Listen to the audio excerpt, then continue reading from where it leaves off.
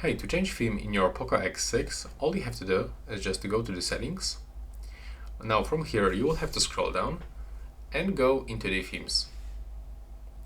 Right now you can actually find a lot of different themes, but as you can see you will have to pay for it. So if you want to get free themes, you will have to click just right here, or for example click here. Now you can find top 3 themes for this device. As you can see, that's actually a lot of different themes. If you want to get, for example, this one, you can actually take a look for some preview, how it looks. And all you have to do is just to click download. And after the download, you will have to click to apply. As you can see, there's like a lot of different beautiful themes that you can get on this smartphone. So now wait for the downloading process. And from here you can quickly apply.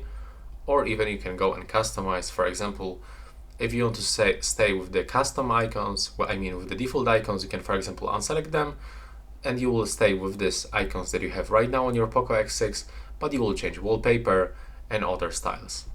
And that's all. Right now, please subscribe to my channel and see you in the next one.